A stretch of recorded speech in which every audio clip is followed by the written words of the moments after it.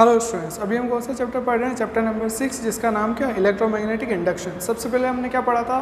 Electromagnetic induction क्या होता है, जिसमें अपन को क्या पता चलता है कि आपका ईएमएफ इंड्यूस होता है जब आपका मैग्नेटिक फ्लक्स में चेंज होता है क्लोज सर्किट के अराउंड। उसके बाद में हमने क्या देखा था कि फैराडे के लॉ से कि जो आपका ईएमएफ इंड्यूस होता है उसका मैग्नीट्यूड क्या होता है। उसके बाद में जो ईएमएफ इंड्यूस होगा उससे जो करंट इंड्यूस होगा उसकी डायरेक्शन क्या होगी, वो लेंज लॉ से देखी थी।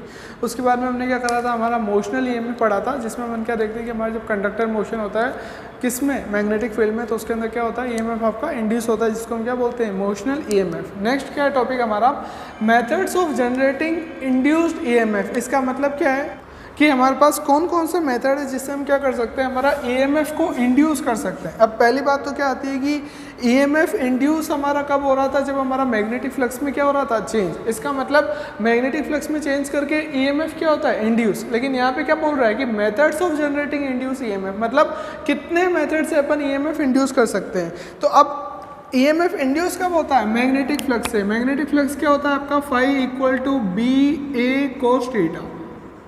अब यहाँ पे मेथड्स का क्या मतलब है, कुल मिला के अपन को क्या करना है, फ्लक्स के अंदर अगर मैं क्या कर देता हूँ, चेंज, और इसमें जैसे ही चेंज करता हूँ मेरे पास क्या हो जाता है, इंड्यूस हो जाता है। क्या इंड्यूस हो जाता है, ईएमएफ इंड्यूस हो जाता है। ये अपन को पता है कि जैसे ही अगर मैंने फ्लक्स में चेंज कर दिया तो ईएमएफ में क्या हो जाएगा, मेरा इंड्यूस हो जाएगा। पर इसमें चेंज कब होगा, जब फाई में चेंज होगा। और फाई में कब चेंज होगा, जब इनमें से किसी एक में चेंज होगा या तीनों में चेंज होगा। अब सबसे पहली बात क्या आती है, अपने यहाँ पे वेरिएबल कितने हैं जिसमें चेंज हो सकता है। नंबर 1 क्या आपका मैग्नेटिक फील्ड।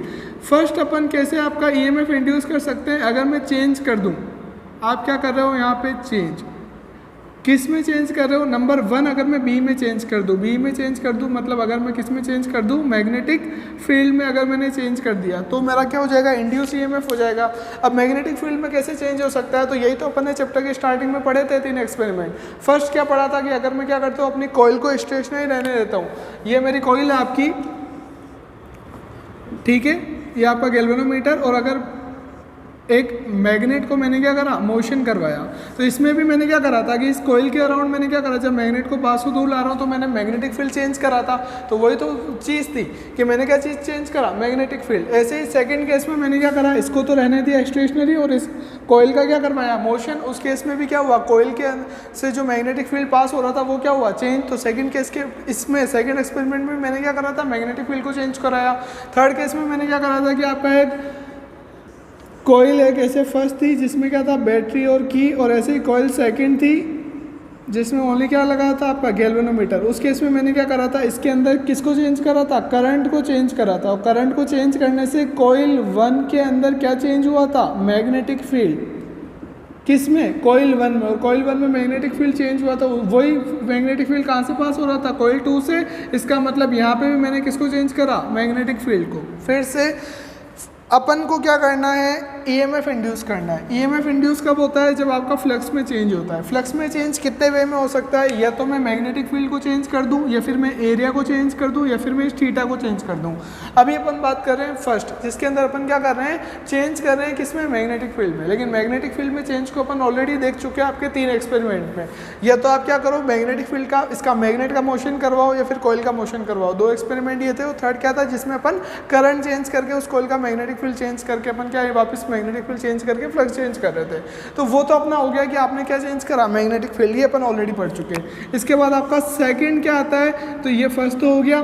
सेकंड क्या है आपका, एरिया। एरिया क्या है आपका, एरिया ऑफ कॉइल या फिर लूप। मतलब अगर मैं कॉइल या लूप का अगर एरिया चेंज करता हूं तो उससे जो मेरा फ्लक्स चेंज होगा, और उससे फ्लक्स चेंज होगा तो ईएमएफ इंड्यूस होगा। लेकिन शायद अपन ने मोशनल ईएमएफ की क्लास में भी तो यही पढ़ा था। क्या था आपका मोशनल ईएमएफ की क्लास में, कि जैसे ये आपका क्या है, एक फ्रेम है, कंडक्टिंग फ्रेम, और ये कोई कंडक्टर है पी क्यू, ये पी क्यू, और ये आपका मैग्नेटिक फील्ड था जो कैसा था, उसके परपेंडिकुलर। तो जब मैं क्या कर रहा था, मेरे इस कंडक्टर पी क्यू का जब मैं ऐसे मोशन करवा रहा था इनवर्ड या फिर आउटवर्ड, तो उससे हो क्या रहा था, ये जो एरिया है लूप का, इस कंडक्टर को पास में लाने से इस एरिया में क्या होगा, चेंज। और ऐसे इस कंडक्टर को दूर ले जाने से इस एरिया के अंदर क्या होगा, चेंज। एरिया के अंदर चेंज हो रहा है, मतलब आपका फ्लक्स में क्या हो रहा है, चेंज। और आपका जो कंडक्टर का एंड थे उसके अंदर क्या इंड्यूस हो रहा था, करंट इंड्यूस हो रहा था। तो वही ईएमएफ इंड्यूस हुआ जिससे करंट इंड्यूस हुआ। तो ये आपका क्या था, सेकंड केस था, जिसके अंदर मैं क्या चेंज कर रहा था, एरिया। किसका, कॉइल का या फिर लूप का। तो अपन दो केस तो ऑलरेडी पढ़ चुके हैं। फर्स्ट क्या था आपका मैग्नेटिक फील्ड में चेंज और सेकंड केस क्या था आपका एरिया के अंदर चेंज। तो दो केस तो अपन पढ़ चुके हैं, जिससे क्या होता है आपका फ्लक्स में चेंज होता है, और फ्लक्स में चेंज होता है मतलब ईएमएफ इंड्यूस होता है। इसका मतलब टॉपिक क्या है आपका, methods of generating induced EMF, मतलब ईएमएफ को इंड्यूस करने के कितने मेथड है, तो 3 मेथड है भाई। फर्स्ट क्या है, बी मैग्नेटिक फील्ड को चेंज करो, सेकंड क्या एरिया को चेंज करो, ये अभी तक पढ़ चुके। बी इनिशियल जो एक्सपेरिमेंट करे थे, और एरिया जो आपका चेंज हो रहा है वो क्या है, मोशनल ईएमएफ। लास्ट चीज क्या बचती है आपकी जो अपन को पढ़नी है, वो क्या बचा आपका अब थीटा। थीटा का मतलब क्या है, थीटा क्या है आपका एंगल बिटवीन किस किस के बीच का एंगल है, ये मैग्नेटिक फील्ड का और एरिया वेक्टर का। एरिया वेक्टर का मतलब क्या है, normal to the area of coil. Area vector का क्या मतलब है, normal to the area of coil. तो normal to the area of coil और मैग्नेटिक फील्ड के बीच का जो एंगल होता है उसको अपन क्या बोलते हैं, थीटा। तो थर्ड केस क्या होता है मैग्नेटिक फील्ड के, इसमें मैग्नेटिक फ्लक्स को चेंज करने का आपका, कि अगर मैं आपका ये जो थीटा है, अगर मैं थीटा को क्या कर दूँ, चेंज कर दूँ, तो थीटा को अगर चेंज कर दिया तो कोस थीटा चेंज हो जाएगा, कोस थीटा को चेंज कर दिया तो फ्लक्स चेंज हो गया, और फ्लक्स चेंज हो गया तो आपका ईएमएफ क्या हो जाएगा, इंड्यूस। तो मतलब ये आपका थर्ड वे होता है क्या इंड्यूस करने का, ईएमएफ इंड्यूस करने का, जो कि अपन को पढ़ना है। तो अपना फर्स्ट क्या है, इंड्यूस ईएमएफ करने का by changing magnetic field. Second क्या है, by changing area of the coil या फिर लूप। और थर्ड क्या है आपका, बाय चेंजिंग थीटा। थीटा क्या है आपका एंगल है किस किस के बीच में, मैग्नेटिक फील्ड के और एरिया वेक्टर के, मतलब normal to the area of the loop. ठीक है, अब इसमें कैसे चेंज कर सकते हैं, क्योंकि दो तो अपन पढ़ चुके हैं, अब अपन को क्या पढ़ना है, बाय चेंजिंग थीटा। मतलब अब मेरे को थीटा को चेंज करना है। अब थीटा चेंज कैसे हो सकता है, एक बार ये देखो, लेट्स आपका ये आपका नॉर्थ पोल है और ये आपका कौन सा पोल है, साउथ पोल है। अब north pole to south pole, ये आपकी डायरेक्शन होगी, किसकी डायरेक्शन होगी, मैग्नेटिक फील्ड की। ठीक है, north pole to south pole आपकी डायरेक्शन होगी किसकी, मैग्नेटिक फील्ड की। लेट्स से आपका एक कोई भी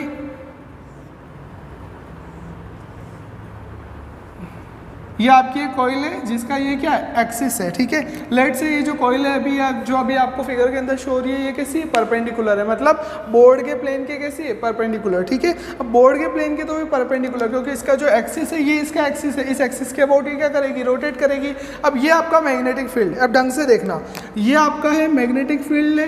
ठीक है, और ये आपका क्या है, एक्सिस है, किसका एक्सिस है, एक्सिस ऑफ कॉइल, मतलब इसके अबाउट ये क्या करेगी, अपना रोटेशन करेगी। और ये जो आपकी डायरेक्शन है, डायरेक्शन किसकी है, मैग्नेटिक फील्ड की, north pole to south pole. अब अपन बात करते हैं, अब अगर ये आपकी कॉइल है इनिशियली, ये देखना, ये जो मेरा हैंड है ये आपकी कॉइल है। ठीक है,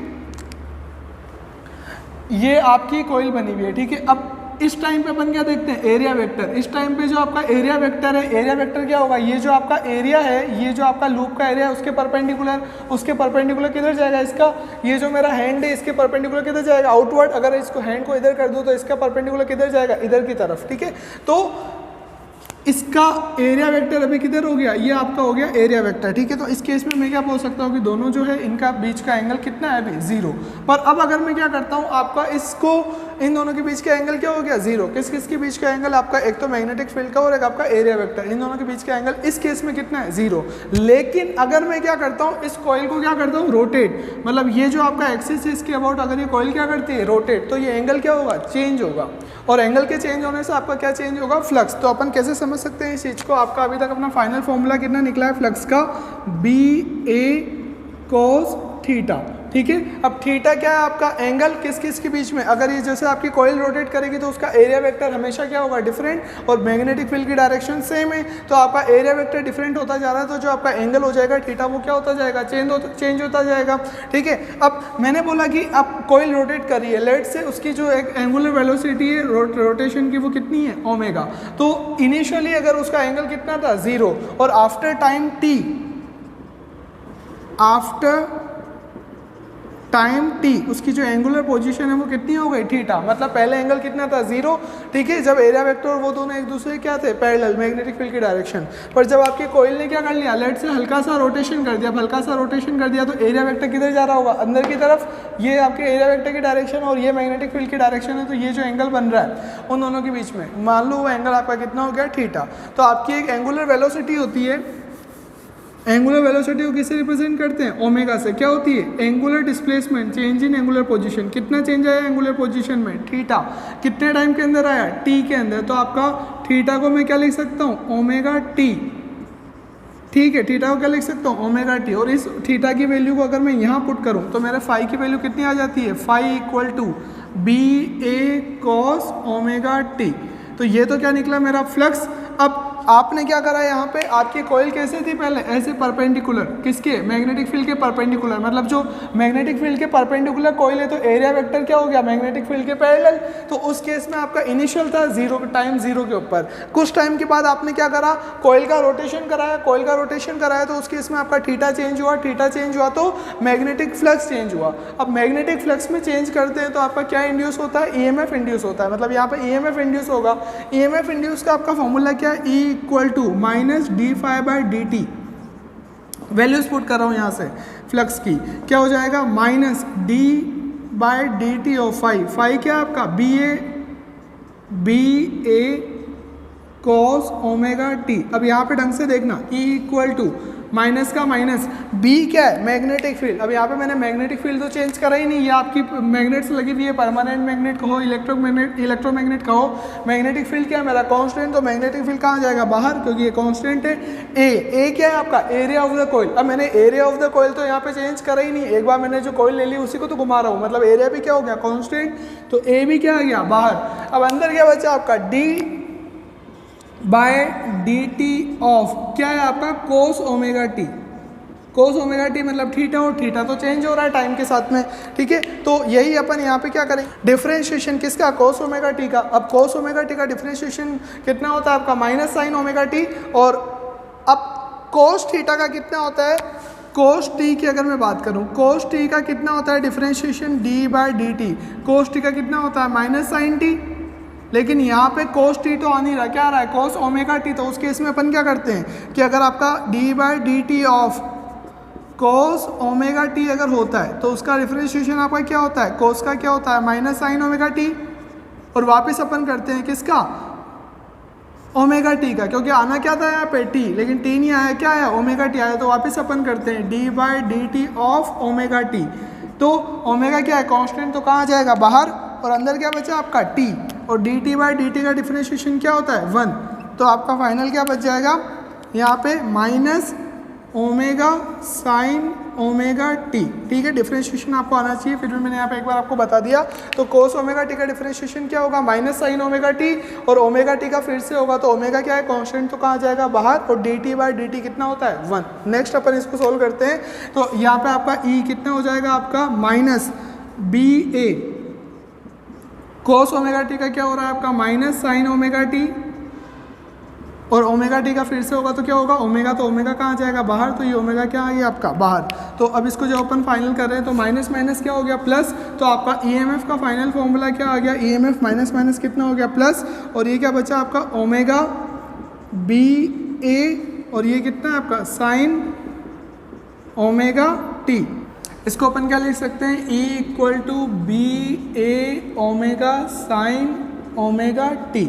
तो ये आपका क्या हो गया, फाइनल क्या हो गया, फॉर्मूला किसका, EMF का। कब EMF का फॉर्मूला हो रहा है, जब आपका क्या हो रहा है, आपका जो लूप है, सर्कुलर लूप है, जो आपकी कोइल है किसी भी शेप की, रेक्टेंगुलर शेप की, वो क्या कर रही है, आपकी रोटेशन कर रही है। B कांस्टेंट है, A कांस्टेंट, लेकिन अगर कोइल एक्सिस के अबाउट रोटेशन कर रही है तो थीटा चेंज हो रहा है, तब आपका जो EMF इंड्यूस होगा उसका फॉर्मूला कितना आ जाएगा, B A omega sine omega t. तो फाइनली आपका EMF कितना आ गया, B A omega sine omega t.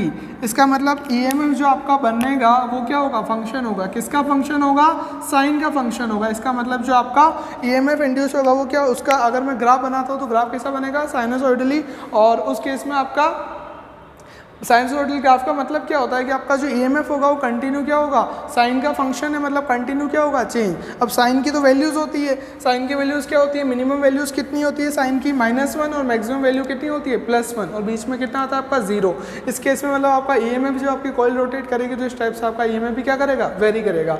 अब अगर मैं बात करूँ मेरी मैक्सिमम वैल्यू, क्योंकि इसकी मैक्सिमम वैल्यू कितनी हो सकती है, अब मैक्सिमम वैल्यू कैसे निकालेंगे, साइन ओमेगा टी, अब बी तो क्या है कांस्टेंट, ए क्या है कांस्टेंट, ओमेगा क्या है कांस्टेंट, साइन ओमेगा टी को मैं चेंज कर सकता हूँ कैसे, अगर साइन ओमेगा टी की मैक्सिमम वैल्यू कितनी होगी 1, क्योंकि एक ही चीज़ तो चेंज हो रही है साइन ओमेगा टी, बाकी सब तो कांस्टेंट है, तो साइन ओमेगा टी को अगर मैं कर दूँ 1, क्योंकि साइन की मैक्सिमम वैल्यू कितनी होती है 1, तो अगर साइन ओमेगा टी अगर 1 हो जाए तो आपका जो ईएमएफ होगा वो क्या हो जाएगा, मैक्सिमम। तो उस केस में आपका ई क्या होगा, ईएमएफ इंड्यूस क्या होगा, मैक्सिमम कितना होगा आपका बी ए ओमेगा, ये वैल्यू किसकी हो जाएगी आपकी मैक्सिमम ईएमएफ की। और ओमेगा को अपन क्या लिख सकते हैं, आपका ओमेगा क्यों क्या लिख सकते हैं 2πf, क्योंकि ओमेगा आपका होता क्या है 2π/t, एक रोटेशन की अगर मैं बात करूं, और 1/t को अपन क्या लिख सकते हैं f, तो ओमेगा आपका क्या लिख सकते हैं अपन 2πf। तो यहाँ से आपका ई मैक्स कितना हो जाएगा बी ए 2πf, इसको और सिंप्लीफाई कैसे लिख सकते हैं 2πBAF, ये आपकी मैक्सिमम वैल्यू हो गई, किसकी मैक्सिमम वैल्यू हो गई, ईएमएफ की मैक्सिमम वैल्यू हो गई, ठीक है। और अगर अपन बात करें कि आपका ये किसके लिए था, एक लूप के लिए, लेकिन आपका एक लूप को तो होगा नहीं, नंबर ऑफ टर्न्स होंगे, एक टर्न तो होगा नहीं कोइल के अंदर, नंबर ऑफ टर्न्स होंगे, तो लेट्स से आपके नंबर ऑफ टर्न्स कितने हैं n है, तो उस केस में आपका अगर फॉर n टर्न्स के केस के अंदर आपका ये जो फॉर्मूला है ये किससे मल्टीप्लाई हो जाएगा, ई मैक्स कितना हो जाएगा आपका, कितना आ रहा है बी ए ओमेगा, अगर इसको मैं किसे मल्टीप्लाई कर दूं n से, तो ये आपका किसके लिए फॉर्मूला हो गया एन बी ए ओमेगा, किसके लिए n टर्न्स के लिए। और अगर फ्रीक्वेंसी के टर्म्स में लिखो तो अपन क्या लिख सकते हैं E max equal to N B A into 2πf, f क्या है उसकी फ्रीक्वेंसी, ठीक है। तो ये बात आ जाती है किसकी कि आपका इतना मैक्सिमम ईएमएफ होगा। अब आपने क्या बोला कि साइन ओमेगा टी कितना हो 1 हो, तब ये सारी चीज़ पॉसिबल है, क्योंकि साइन ओमेगा टी 1 होगा तभी तो आपका ईएमएफ कितना होगा बी ए ओमेगा एक लूप के लिए। अब साइन ओमेगा टी 1 कब होता है, अब साइन की वैल्यू 1 कब होती है आपकी, साइन की वैल्यू 1 होती है कब, साइन 90 डिग्री पे, इसका मतलब साइन 90 डिग्री, इसका मतलब आपका जो ओमेगा टी आ रहा है वो कितना आ रहा है 90 डिग्री, ओमेगा टी क्या आपका थीटा, मतलब आपका थीटा अगर क्या हो 90 डिग्री हो तब आपका ईएमएफ क्या होगा, ओनली देन आपका ईएमएफ कितना होगा मैक्सिमम कितना एन बी ए ओमेगा, ठीक है। अब आपका साइन 90 होने यहाँ पे साइन 90 थीटा 90 डिग्री होने का मतलब क्या है कि आपका जो अब 90 थीटा है क्या आपका एरिया वेक्टर के और कॉइल के बीच का एंगल। अब एरिया वेक्टर आपका कितना है, अब एरिया वेक्टर और कॉइल के इसके मैग्नेटिक फील्ड के बीच का एंगल, अब एरिया वेक्टर और मैग्नेटिक फील्ड आपके अगर परपेंडिकुलर होंगे, इसका मतलब अगर एरिया वेक्टर कैसा होगा आपका ऊपर की तरफ और मैग्नेटिक फील्ड कैसा हो इधर, मतलब ये तो होगा आपका एरिया वेक्टर और ये आपका क्या होगा मैग्नेटिक फील्ड, तो ये एंगल आपका कितना हो जाएगा 90 डिग्री। और ये आपका ये तो मैग्नेटिक फील्ड जा रहा है इधर, इसका मतलब आपकी कॉइल कैसी हो जाएगी, ये आपकी कॉइल हो जाएगी और ये आपकी कॉइल हो जाएगी, तो इसका एरिया वेक्टर कहाँ जाएगा ऊपर, और ये कॉइल ऊपर हो गई तो जो कॉइल का प्लेन है वो प्लेन किसके पैरेलल हो गया मैग्नेटिक फील्ड के। फिर से एरिया वेक्टर के 90 डिग्री होने का मतलब क्या है, एरिया वेक्टर के 90 डिग्री होने का मतलब है कि एरिया वेक्टर क्या होता है कॉइल के नॉर्मल, अगर कॉइल के नॉर्मल मैग्नेटिक फील्ड के नॉर्मल अगर होगी कॉइल का एरिया वेक्टर, तो उस केस में ये एंगल कितना हो गया 90 डिग्री। तो आपकी कॉइल कैसी होगी ऐसे, और ऐसे कॉइल है, इसका मतलब ये मैग्नेटिक फील्ड के कैसे हो गए पैरेलल। तो एरिया वेक्टर कॉइल के एरिया के क्या होता है 90 डिग्री होता है, ठीक है। तो इसलिए उस केस में जब ये 90 डिग्री होगी तो आपकी जो कॉइल का प्लेन होगा वो किसका प्लेन होगा मैग्नेटिक फील्ड का प्लेन होगा, ठीक है। जैसे अपन फॉर्मूले में ये तो देख लिया कि आपका साइनसॉइडल ग्राफ होता है, लेकिन वो ग्राफ बनता कैसे है, तो एक बार अपन उसको देखते हैं। आपका E इक्वल टू भी आपका फॉर्मूला कितना आया N B A omega sine omega T, और अपन ने क्या बोला कि अगर साइन ओमेगा टी आपका कितना हो जाए 1, तो आपका जो इंड्यूस ईएमएफ होगा वो क्या होगा मैक्सिमम, और जो मैक्सिमम इंड्यूस ईएमएफ होगा उसको साइन ओमेगा टी कितना हो गया आपका 1, तो बचा कितना आपका एन बी ए ओमेगा। तो एन बी ए ओमेगा क्या होता है आपका मैक्सिमम ईएमएफ, जिसको रिप्रेजेंट किससे करते हैं अपन E नोट से।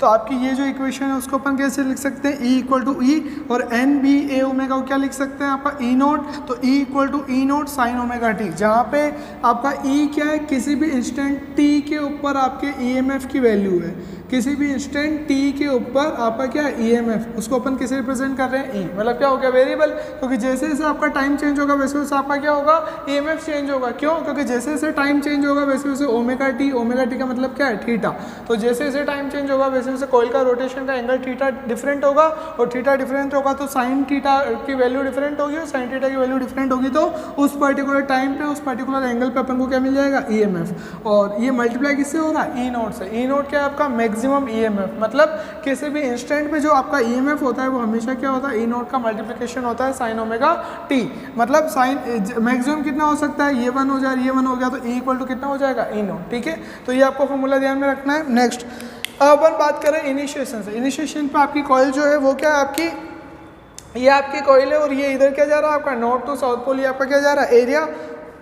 वेक्टर, और यही आपका क्या है, मैग्नेटिक फील्ड। जो इनिशियली आपका ये आपकी कॉइल है, कॉइल आपकी ये रही, कॉइल आपकी ये परपेंडिकुलर, फर्स्ट जो फिगर बन रहा है परपेंडिकुलर मतलब यहाँ से एरिया वेक्टर किधर जाएगा, नॉर्थ टू साउथ, और मैग्नेटिक फील्ड भी किधर है, नॉर्थ टू साउथ। तो यहाँ पे जो आपका एंगल है थीटा वो कितना हो गया आपका 0, क्योंकि यही डायरेक्शन किसकी है, मैग्नेटिक फील्ड की, और यही डायरेक्शन किसकी है, normal to the coil area vector की। तो इस केस में आपका जो एंगल है थीटा वो कितना हो गया 0, और एंगल अगर 0 हो गया तो आपका इनिशिएशन पे, ये आपका फर्स्ट है तो फर्स्ट इनिशिएशन पे ये आपका क्या बता रहा है, एंगल में चेंज थीटा में, और यह एक्सिस आपका क्या बता रहा है, इंड्यूस ईएमएफ ई।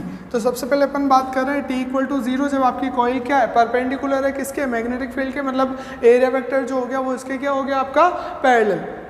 तो एरिया वेक्टर अगर पैरेलल हो गया तो आपका थीटा कितना हो गया इस केस में 0, तो व्हेन थीटा इक्वल टू 0, जब थीटा 0 हो जाएगा आपका उस केस में आपका वैल्यू यहाँ पे पुट करो, साइन 0 की वैल्यू कितनी होती है 0, तो ई नोट से मल्टीप्लाई करेंगे तब भी कितना हो जाएगा 0, मतलब ई कितना आ जाएगा आपका 0। तो इनिशिएशन में जब आपका ये कोयल क्या होती है, उसके परपेंडिकुलर होती है मैग्नेटिक फील्ड के, उस केस में आपका थीटा कितना हो जाता है 0, और आपकी इसकी वैल्यू कितनी आ जाती है इंड्यूस ईएमएफ की 0। सेकंड अपन बात करते हैं कि ये आपकी कोयल PQRS ये कोयल थी, अब कोयल क्या हो गई 90 डिग्री टर्न हो गई, पहले कोयल ऐसे थी अब 90 डिग्री पे टर्न हो गई, 90 डिग्री कोयल टर्न हो गई, इसका मतलब आपका एंगल कितना चेंज हो गया 90 डिग्री। 90 डिग्री को रेडियन की टर्म में क्या बोलते हैं π/2, और साइन π/2 की वैल्यू आपकी कितनी होती है 1, तो 1 मतलब क्या मैक्सिमम, साइन 1 कितना होता है मैक्सिमम, मतलब ई की वैल्यू किसके इक्वल हो जाएगी ई नोट के, तो ई की वैल्यू किसके इक्वल हो गई ई नोट के। तो ये सेकंड जब आपकी कॉइल क्या हो जाएगी, एरिया वेक्टर का जाएगा ऊपर की तरफ, ये आपका मैग्नेटिक फील्ड, ये आपका एरिया वेक्टर, इस केस में क्या है इधर आपका मैग्नेटिक फील्ड और इधर ही क्या है आपका एरिया वेक्टर।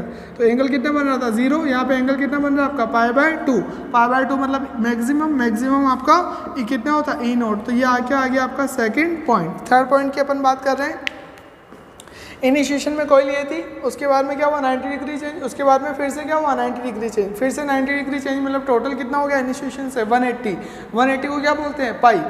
कैसे समझ सकते हैं इसको, जैसे इनिशियली आपकी कॉइल ये थी, उसके बाद में उसने क्या करा 90 डिग्री चेंज, तो 90 डिग्री ये हो गई, और उसके बाद में उसने क्या करा आपका फिर 90 डिग्री चेंज, तो 90 डिग्री आपका ये हो गई। तो इस केस में अपन क्या बोल सकते हैं कि आपकी कॉइल में टोटल इनिशिएशन में कितना था इतना, अब आपका एंगल में चेंज कितना हो गया 180 को क्या बोल सकते हैं पाई, और साइन पाई की वैल्यू कितनी होती है 0, तो उस केस में अपन क्या लिख सकते हैं यहाँ पे 0। तो ये आपकी नेक्स्ट वैल्यू हो जाती है जब आपकी कॉइल का एंगल कितना हो जाता है थीटा इक्वल टू पाई, यहाँ पे आपका कितना हो रहा है थीटा इक्वल टू π/2, और यहाँ पे आपका थीटा इक्वल टू कितना है 0। फर्स्ट में सेकंड थर्ड ये क्या पाई, और साइन पाई की वैल्यू कितनी होती है 0। अब इनको और नेक्स्ट अपन बात करें, नेक्स्ट आपका क्या है, अगर वो क्या कट जाए वापस 90 डिग्री कट जाए क्रॉस, सबसे पहले कहा थी यहाँ पे ये कितना आपका थीटा इक्वल टू 0, उसके बाद में आपका क्या हो गया π/2, उसके बाद में ये कितना हो गया टोटल वापस π/2 मतलब टोटल पाई, और उसके बाद में वापस उसने क्या कर दिया π/2 वापस π/2 मतलब π/2 प्लस π/2 प्लस π/2 कितना हो जाता है आपका 3π/2, और 3π/2 का मतलब क्या होता है 3π/2 की वैल्यू कितनी होती है 270 डिग्री, साइन 270 कितना होता है आपका -1, तो -1 तो आपकी वैल्यू क्या आएगी -ई नोट।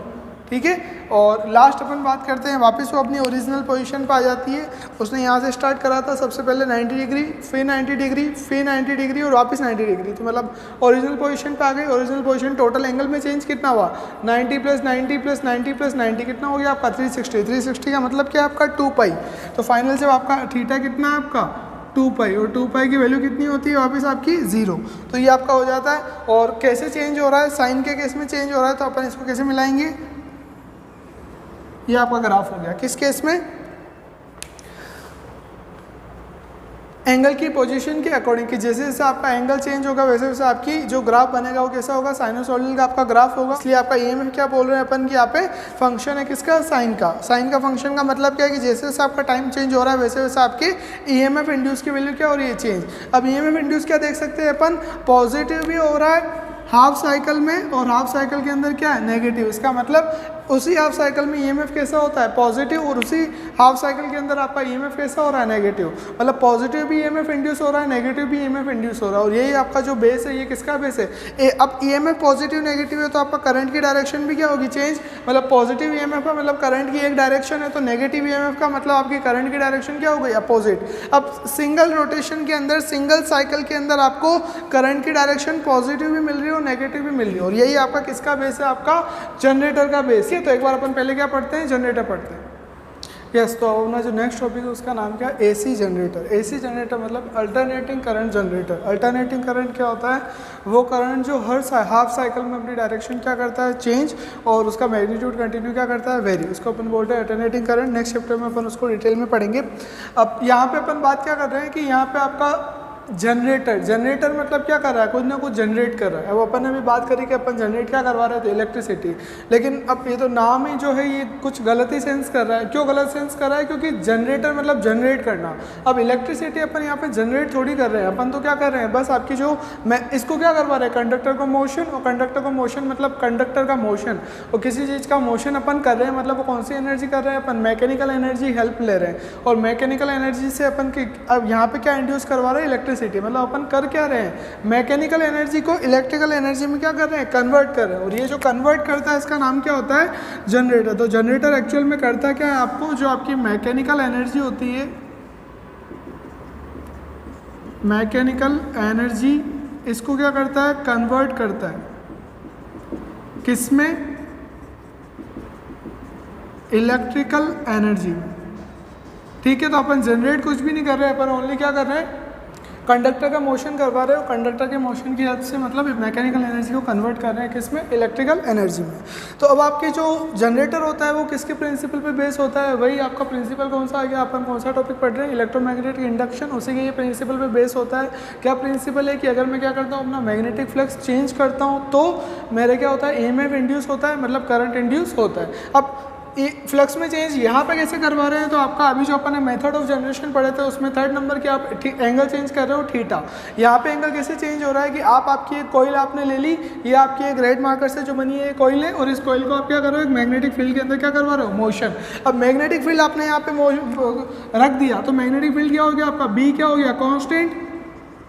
ठीक है, ऐसे ही आपने क्या कर दिया, कॉइल बना दी तो आपका जो एरिया है वो भी क्या हो गया, कांस्टेंट। लेकिन जब आप कॉइल का क्या करा रहे हो, रोटेशन करा रहे हो। अब कॉइल का रोटेशन हो कैसे रहा है, सुनना, ये नॉर्थ ये साउथ, तो ये डायरेक्शन तो आपकी किसकी हो गई, ये डायरेक्शन हो गई बी की। और ये आपका जो एक्सिस है, ये डायरेक्शन अगर बी की है तो ये एक्सिस है किसका, कॉइल का, जिसके अबाउट कॉइल आपकी क्या करेगी, रोटेट करेगी। तो ये जो एक्सिस जा रहा है इनवर्ट टू द प्लेन, ये किसका, ये क्या हो गया आपका, एक्सिस ऑफ कॉइल। तो जब आपकी कॉइल का जो एक्सिस होता है वो क्या होता है, परपेंडिकुलर होता है किसके, मैग्नेटिक फील्ड के। तब जब अपन उसका रोटेशन करवाते हैं इस टाइप से, जब उसका रोटेशन होता है एक्सिस जब उसके परपेंडिकुलर और आपकी कॉइल का रोटेशन हो रहा है, उस केस में आपका कॉइल क्या, कंडक्टर क्या हो रहा है, मोशन हो रहा है। किस में मोशन हो रहा है, मैग्नेटिक फील्ड में। तो कंडक्टर का मोशन हो रहा है मैग्नेटिक फील्ड में, तो आपका फ्लक्स चेंज हो गया, और फ्लक्स चेंज होने से आपका क्या इंड्यूस हो गया, आपका करंट मतलब इलेक्ट्रिकल एनर्जी। तो आपने करवाया क्या, आपने कंडक्टर का मोशन करवाया।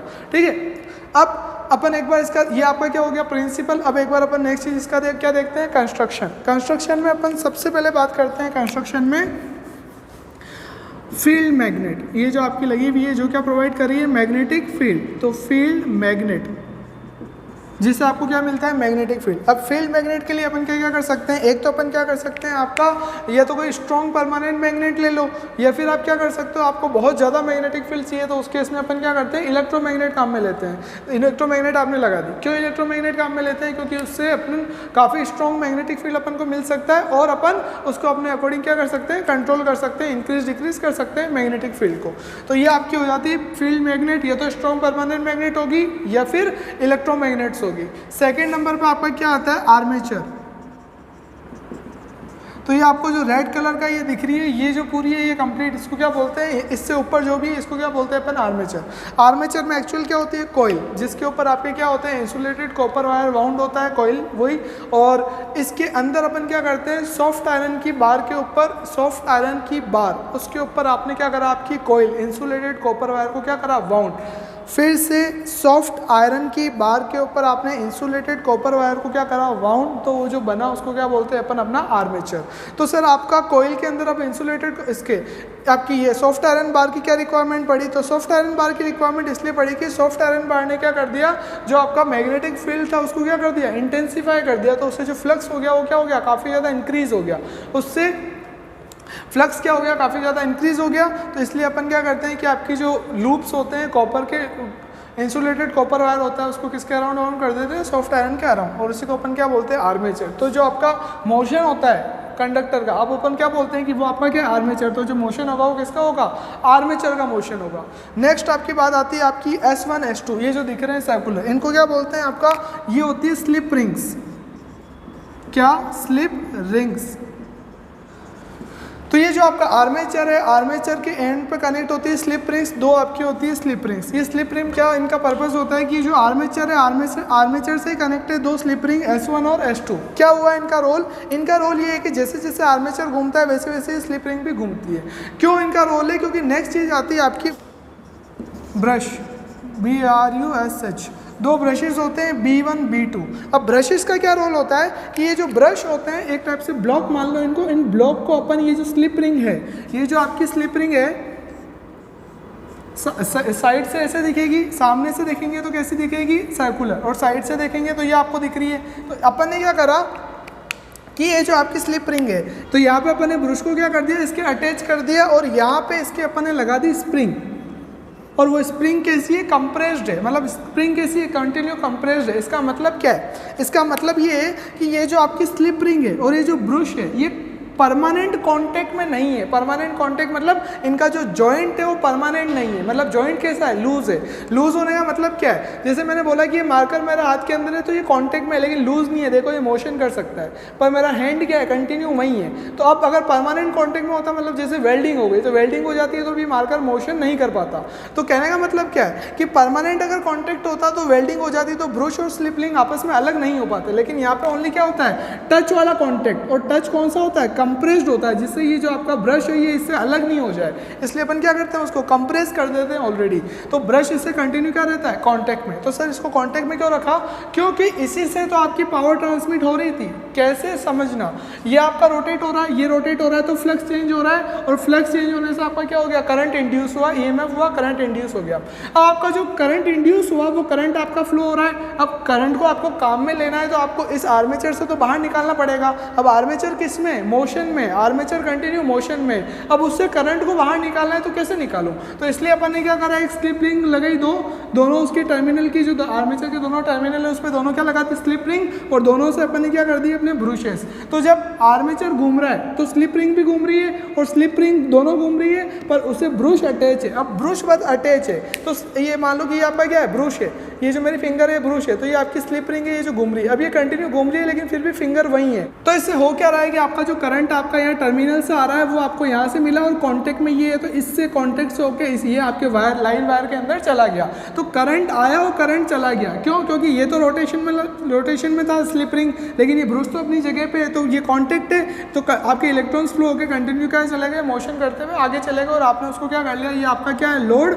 मतलब यहाँ पे आपको क्या चाहिए, लेट से आपका कोई भी ये सप्लाई है, जैसे घर के बाहर अगर जनरेटर लगा तो ये आपके घर की सप्लाई यहाँ पे कनेक्ट है। तो इससे हुआ क्या कि ये क्या है, रेस्ट पे अपनी जगह पे, और ये स्लिप रिंग क्या कर रही है, मोशन में। तो इनका कांटेक्ट कैसा है, ओनली टेम्परेरी कांटेक्ट है, मतलब परमानेंट वाला जॉइंट नहीं है, बस ये उसकी क्या अटैच में, और अलग नहीं होगा, इसलिए अपन ने उसको क्या कर दिया, कंप्रेस। तो इसके थ्रू आपका करंट जो है आपका कहाँ, आपके सप्लाई के अंदर काम आ गया। तो ये अरेंजमेंट की रिक्वायरमेंट क्यों पड़ी, क्योंकि आर्मेचर घूम रहा था, आपको घूमती हुई चीज़ से आप वायर कैसे निकालोगे, घूम के टूट जाएगा। तो इसलिए अपन ये अरेंजमेंट करते हैं स्लिप रिंग और ब्रश वाला, ठीक है। तो ये आपकी हो गया स्लिप रिंग, और ये आपका क्या हो गया, ब्रश। फील्ड मैग्नेट, आर्मेचर, ये क्या हो गया, इसका कंस्ट्रक्शन। अब अपन बात करते हैं किसकी, इसके वर्किंग की। आपके ये जो चार एंड है PQRS, अब इसके अंदर आपका क्या हो रहा है, वही अब डिपेंड है आपका कोयल का मोशन कैसा हो रहा है। लेट से आपका ये जो आर एस है, आर एस का ये आपके आर एस, ये अभी इस प्लेन है। अब लेट से आर एस को कहा जाना है, ऐसे मोशन करना है इसको, आर एस को नीचे की तरफ मोशन करना है। तो आर एस ये जो वाला एंड है, इसका मोशन का होगा डाउनवर्ड। अब इसका मोशन डाउनवर्ड हो रहा है, मैग्नेटिक फील्ड की डायरेक्शन कौन सी है वो, तो अब करंट कैसे इंड्यूस होगा, तो वही फ्लेमिंग का राइट हैंड रूल। क्या बोलता है राइट हैंड रूल, ये किसकी डायरेक्शन है आपकी मोशन की, ये डायरेक्शन किसकी है फील्ड की। तो ये जो आपका बता रही, ये क्या बता रही, करंट की डायरेक्शन कौन आपकी मिडिल फिंगर। तो यहाँ पे आपका फील्ड किधर है, उधर नॉर्थ टू साउथ, मतलब फील्ड की डायरेक्शन बिल्कुल सही है। अब बात आती है किसकी, मोशन की। मोशन आपने क्या बोला, ये आपकी कॉइल है परपेंडिकुलर। अब किसके, फील्ड मैग्नेट के इनिशियली कॉइल कैसी है, परपेंडिकुलर। अब मैंने बोला कि इसको कैसा होना है, इसको ऐसे होना है। अब इसको ऐसे होना है मतलब इसका ये ऊपर जो साइड है, ये आर एस जो है ये ऊपर है, ये कहाँ जा रही है, नीचे जा रही है। मतलब आपका जो मोशन हो रहा है कंडक्टर का, वो कहाँ हो रहा है, डाउनवर्ड। फिर से इनिशियली R1 आर एस जो है, ये जो आर में आर एस आपकी कोयल की आर में आर एस है, इसको अभी कहाँ है, ये ऊपर है, इसको अगर कहाँ जाना है, नीचे। इसका जो रोटेशन हो रहा है क्लॉकवाइज हो रहा है, ये इसका रोटेशन हो रहा है कि ये आपका लूप है और ये इसका रोटेशन हो रहा है। अगर ये इसका रोटेशन हो रहा है तो आर एस जो अभी ऊपर है आपका जाएगी नीचे।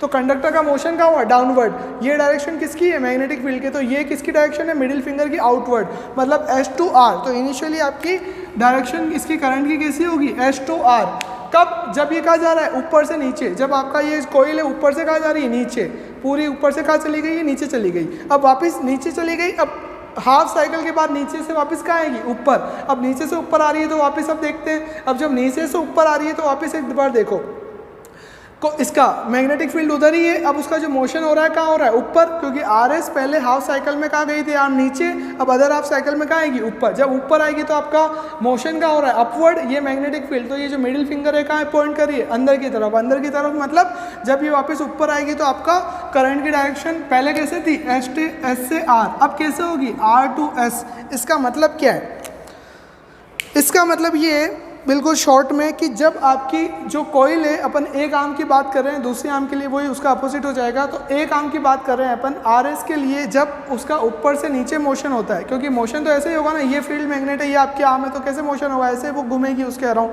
ठीक है। तो एक आर्म की बात कर रहे हैं, जब उसका फर्स्ट हाफ रोटेशन होगा, फर्स्ट हाफ रोटेशन के अंदर उसके मोशन का हो रहा है अंदर, तो अंदर हो रहा है तो करंट की डायरेक्शन क्या है आपकी, एस से आर। और जब अदर हाफ रोटेशन के उधर कहाँ जा रही है, वो ऊपर। जब ऊपर मोशन हो रहा है तो उसके अंदर फ्लेमिंग के रूल से, जो आपकी राइट हैंड रूल से, करंट की डायरेक्शन क्या हो जाएगी, अपोजिट। मतलब हाफ रोटेशन के अंदर जो आपकी लूप के अंदर करंट की एक डायरेक्शन होती है और अदर हाफ रोटेशन के अंदर करंट की जो डायरेक्शन होती है वो क्या हो जाती है, अपोजिट। मतलब एक ही रोटेशन के अंदर आपको करंट की डायरेक्शन क्या हो गई, चेंज। पहले एक डायरेक्शन थी, उसके बाद में दूसरी। तो यही जो आपका करंट होता है, इसको अपन क्या बोलते हैं, अल्टरनेटिंग करंट। और कंटिन्यू अपन को थीटा कंटिन्यू चेंज हो रहा है, तो थीटा कंटिन्यू चेंज हो रहा है, तो वो करंट कौन सा हो गया, वेरिंग। तो अपना फ्लक्स क्या होता है आपका, वही फाई इक्वल टू क्या होता है आपका, बी ए कोस थीटा। तो आपका यहाँ से ई क्या निकल गया आपका, और ई क्या हो गया, minus d phi by d t. और जब अपन ने करा तो अपना क्या निकला था आपका, ई इक्वल टू, और इसको अपन यहाँ पे क्या लिख सकते हैं, theta equal to B A cos omega t. B A cos का क्या हो गया, साइन ओमेगा टी, और आगे क्या हो गया आपका, ओमेगा। तो B A omega sine omega T, ये आपका क्या निकला था, EMF। और ये एक के लिए था, एन टर्न्स के लिए कितना हो जाएगा आपका, E equal to N B A omega sine omega t. तो ये अभी अपन ने निकाला था थोड़ी देर पहले, और ये वापस अपन ने निकाल दिया कि ये आपका क्या होता है, फ्लक्स का formula B A cos theta. Theta यहाँ पे वही कॉइल रोटेट करी है ओमेगा एंगुलर वेलोसिटी से, तो आपका ओमेगा टी लिख सकते हैं। Omega t cos omega T का डिफरेंशिएशन क्या होता है, माइनस साइन ओमेगा टी। तो माइनस माइनस कट हो गया, फाइनल क्या बचा, B A omega sine omega T. ये किसके लिए था, एक टर्न के लिए, लेकिन एन टर्न्स होते हैं कोइल में, तो एन टर्न के लिए कितना हो जाएगा, N B A omega sine omega t. तो ये क्या हो गया आपका EMF, जो कि क्या है, टाइम वेरिंग है। मतलब टाइम के साथ थीटा चेंज होगा, और थीटा चेंज होगा तो इसकी वैल्यू चेंज होगी। मतलब कंटिन्यू आपका EMF क्या हो रहा है, चेंज। मतलब करंट का मैग्नीट्यूड भी क्या हो रहा है, चेंज। हाफ साइकिल के अंदर करंट की एक डायरेक्शन है, तो अदर हाफ के अंदर उसकी डायरेक्शन भी क्या हो जाती है, अपोजिट। तो ये क्या हो गया आपका AC जनरेटर, जिसमें अपन क्या कर रहे हैं, कंडक्टर का मोशन करवा रहे हैं, और उसके मोशन से अपन को क्या मिल रही है, इलेक्ट्रिसिटी को। और इलेक्ट्रिसिटी मतलब करंट, कौन सा वाला करंट आपको मिल रहा है, अल्टरनेटिंग करंट, ठीक है। तो ये आपका अल्टरनेटिंग करंट हो गया। अब इस सब में अपन एक बात करें कि भाई आप कंडक्टर का मोशन करवा रहे हो, कंडक्टर का मोशन करवा रहे हो, लेकिन कंडक्टर का मोशन करवा कैसे रहे हो। तो कंडक्टर का मोशन आपको इसको घुमाना है। अब किसी चीज़ को घुमाना है तो जो चीज़ घूमती है उसको अपन क्या बोलते हैं कि भाई अपना टरबाइन से इसको कनेक्ट कर देते हैं। टरबाइन आपकी इस शाफ्ट से, आर्मेचर से कनेक्ट होता है, तो उसको अपन क्या बोलते हैं, तो उससे क्या होता है, आपका टरबाइन घूमता है, तो शाफ्ट घूमती है और टरबाइन क्या होता है, आप इसको ऐसे समझ सकते हो, ये आपका टरबाइन है, ठीक है। अब ये आपका टरबाइन है, इससे आपने आगे पूरा अरेंजमेंट कनेक्ट कर दिया। अब इस टरबाइन को घुमाना है, मतलब ये जो ब्लेड्स हैं बड़ी बड़ी, ये ब्लेड्स काफ़ी बड़ी होती है, मतलब आपका जो रूम होता है ना, उस पूरी रूम की जो हाइट है उससे ज़्यादा हाइट इस एक ब्लेड की एक साइड की होती है, ठीक है। ये जो एक आपको हाफ दिख रही है ना, इसकी जो लेंथ होती है, ये लेंथ आपके रूम की लेंथ से भी काफ़ी बड़ी होती है, ठीक है। इससे आप आइडिया लगा सकते हो कि ब्लेड्स ओवरऑल टरबाइन कितना बड़ा होगा, ठीक है। अब इतनी बड़ी टरबाइन है तो उसका वेट भी उतना ज़्यादा होगा और उसको घुमाने के लिए फोर्स भी इतना चाहिए, तो अब उसको घुमाते कैसे हैं, सबसे बड़ा क्वेश्चन ये आता है कि उसको घुमाते कैसे हैं। तो अब इसको घुमाने के काफ़ी वेज होते हैं अपने पास में। फर्स्ट मैं बात कर रहा हूँ आपके कौन से पावर प्लांट होते हैं, कोल पावर प्लांट।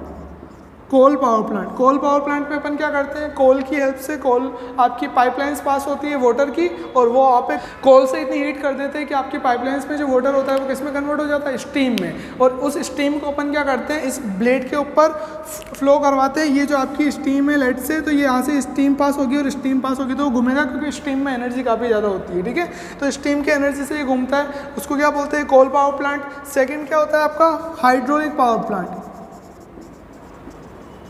आपके जो डैम वगैरह बने होते हैं वो आपका क्या होते हैं, हाइड्रोलिक पावर प्लांट। वहाँ पे हाइड्रोलिक पावर प्लांट में क्या होता है कि वही अपन टरबाइन घुमा रहे हैं, लेकिन किसकी हेल्प से घुमा रहे हैं, वाटर की हेल्प से। कि आपने काफ़ी ज़्यादा क्या कर दिया, आपने काफ़ी ज़्यादा वाटर आपने क्या कर दिया, कलेक्ट कर दिया, ठीक है। और आपने एक थोड़ा सा पैसेज छोड़ा और उस पैसेज से आपका वाटर पास हो रहा है। अब सोचो इतना सारा पानी है आपका इकट्ठा है और वो एक थोड़ी सी जगह से निकल रहा है, तो कितने प्रेशर से निकलेगा। और बीच में अपन ने क्या कर दिया, टरबाइन की ब्लेड बीच में लगा दी, तो वो पानी जा रहा था उसको घुमाता हुआ जाएगा। अब वो घुमाता हो जाएगा तो मेरा घूम गया क्या, टरबाइन। टरबाइन से क्या कनेक्ट है, आर्मेचर, और आर्मेचर का क्या हो गया, मोशन, और मेरे को क्या मिल गई, इलेक्ट्रिसिटी। तो वहाँ पे अपन ने वाटर की पोटेंशियल, धीरे धीरे पानी इकट्ठा हो रहा है तो पोटेंशियल एनर्जी इंक्रीज हो रही है। तो पोटेंशियल एनर्जी से अपन ने क्या करा, टरबाइन घुमाया। उस टरबाइन वाले पावर प्लांट को क्या बोलते हैं, हाइड्रोलिक पावर प्लांट। किसकी हेल्प लिया आपने, वाटर की पोटेंशियल एनर्जी। पहले क्या था, कोल पावर प्लांट, जिसको क्या बोलते हैं, थर्मल पावर प्लांट। क्यों, क्योंकि आपने क्या करा, कोल की हीट एनर्जी, थर्मल एनर्जी का काम में लिया, तो वो आपके थर्मल पावर प्लांट। नेक्स्ट क्या होते हैं आपके, nuclear power plant. Nuclear power plant क्या होते हैं, घुमा हुए टरबाइन को रहे हैं, किसकी हेल्प से, स्टीम की हेल्प से। स्टीम बनती किससे, वाटर से, और वाटर से स्टीम कैसे बनाई, न्यूक्लियर एनर्जी का काम में लेके। आप न्यूक्लियर जो होते हैं आपकी, उसकी क्या करवाते हो, चेन रिएक्शन, अपन उसको पढ़ेंगे चैप्टर नंबर 13 में। तो आप चेन रिएक्शंस करवाते हो न्यूक्लियस की, और सबसे ज़्यादा जो एनर्जी होती है वो किसमें होती है, न्यूक्लियस में, ठीक है। तो उस एनर्जी का काम में लेके आप उससे हीट डेवलप करते हो, उस हीट से क्या करते हो, आप अपनी स्टीम बनाते हो, और स्टीम को टरबाइन पे डालते हो, टरबाइन वापस घूमता है, आर्मेचर का मोशन होता है, कंडक्टर का मोशन होकर आपको क्या मिल जाती है, इलेक्ट्रिसिटी। तो ये आपकी इलेक्ट्रिसिटी बनती है, और ये क्या होता है आपका ओवरऑल जनरेटर, जैसे आपकी जनरेट होती है इलेक्ट्रिसिटी, जो सप्लाई होती है पूरी कंट्री के अंदर, पूरे वर्ल्ड के अंदर, ठीक है। Thank you.